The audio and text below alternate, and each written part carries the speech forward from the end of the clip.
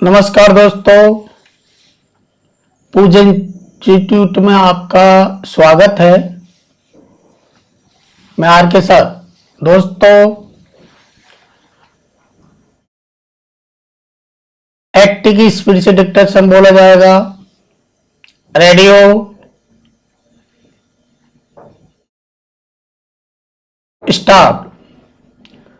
सभापति महोदय, किसानों की उपज की आपने अधिक कीमत दे सकते हैं।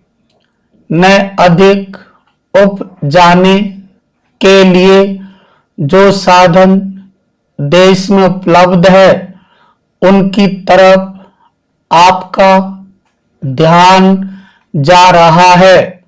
जो कुछ आप कर रहे हैं उससे कोई अच्छा भविष्य नजर नहीं आ रहा है।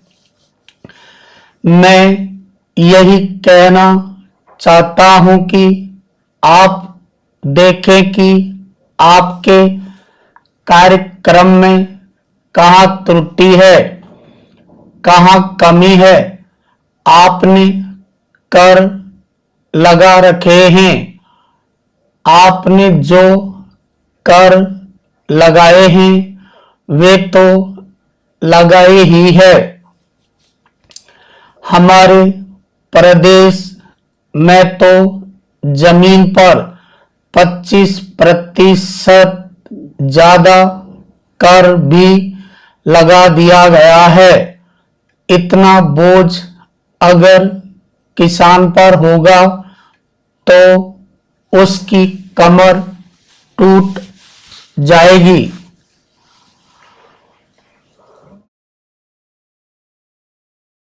वह पहले से टूटी जा रही है, लेकिन वे इन करों को देने के लिए भी तैयार है।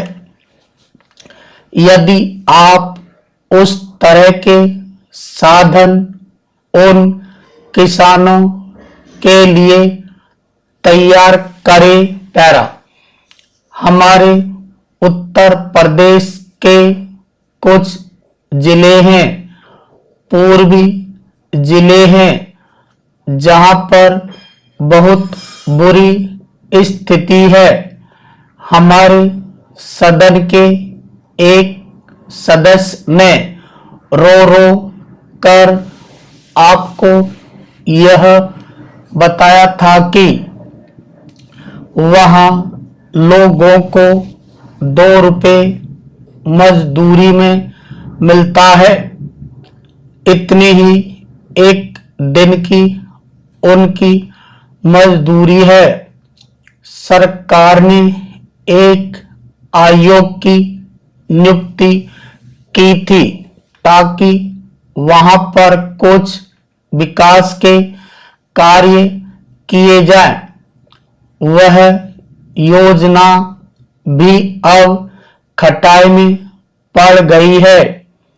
आपका ध्यान इन समस्त चीजों की ओर कैसे दिलाया जाए, कैसे आपका ध्यान इन सभी कठिनाइयों की ओर आकर्षित किया जाए, समझ में नहीं आता है। पैरा यातायात के साधनों की स्थिति यह है कि ट्रेनों में दूसरे दर्जे में भीड़ भाड़ का कोई ठिकाना नहीं है। उसकी कोई सीमा नहीं है। हर रोज ऐसा मालूम पड़ता है कि कोई मेला चल रहा है। आपके पास अच्छे इंजन है, अच्छे गति वाले इंजन है, लाइन भी अच्छी है, तो क्यों नहीं दूसरे दर्जे के अधिक डिब्बे लगाए जाते हैं। लोगों को कुछ सुविधा मिल जाए वह काम नहीं किया जा रहा है। आपको किसान की देहात में रहने वाले आदमी की, मजदूर की परवाह नहीं है, जो समस्त कठिनाइयों को झेलता है। आपके सारे कार्यक्रम को पूरा करने की उसमें कहां से शक्ति आएगी?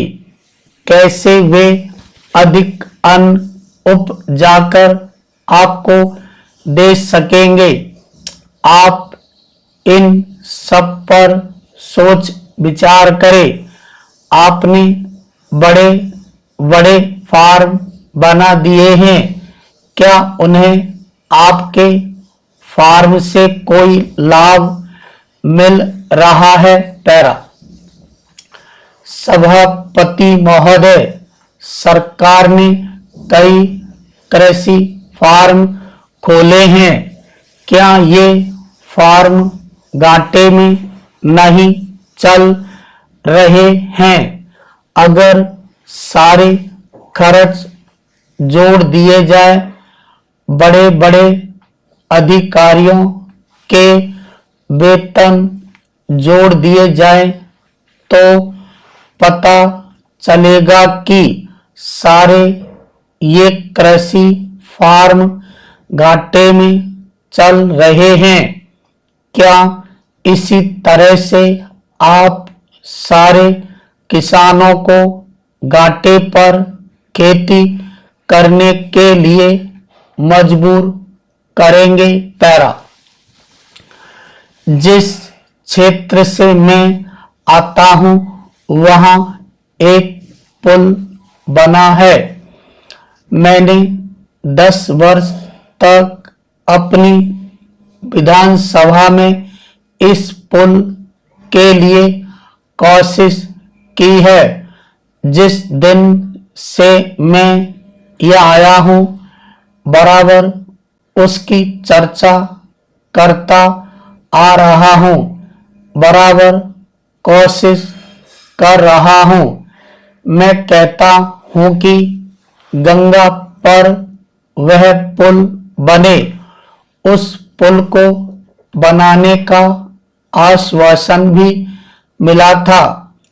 एक प्रश्न के लिखित उत्तर में यह जवाब दिया गया था।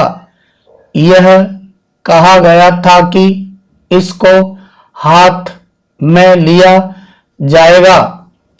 अब मालूम हुआ है कि उस योजना को उठाकर ताक पर रख दिया गया है और यह पुल नहीं बनेगा।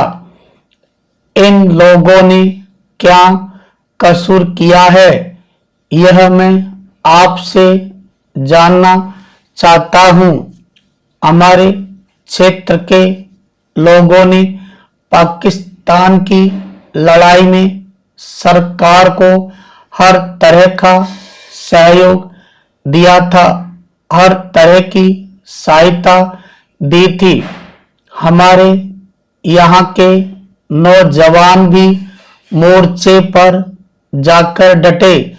जिस समय पाकिस्तान के साथ हमारा युद्ध चल रहा था तो कहीं कोई बात नहीं थी, अन्न की कमी कहीं नहीं थी। अन्न की कमी भी हमारे विरोधी साथी पैदा करते हैं, जो यह चाहते हैं कि सरकार असफल हो जाए। ये लोग जो कहते हैं उसको आप समझे। एक तरफ तो हमारे मित्र की बात है जो देश के बड़े बड़े शहरों में दंगे करवाते हैं, दूसरी तरफ हम हैं जो कि इनकी बातों को नहीं समझ पाते।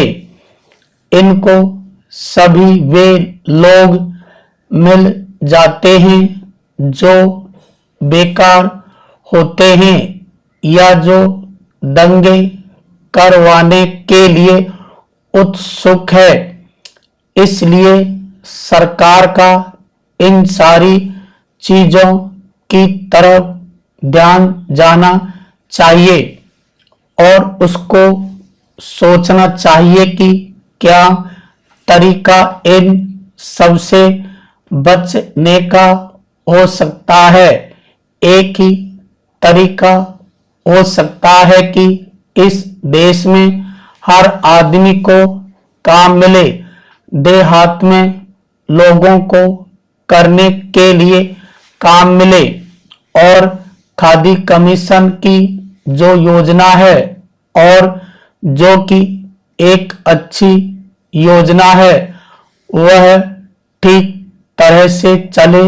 सौभाग्य से मैं आर्य समाज संगठन से संबंध रखता हूं। पूर्ण विराम।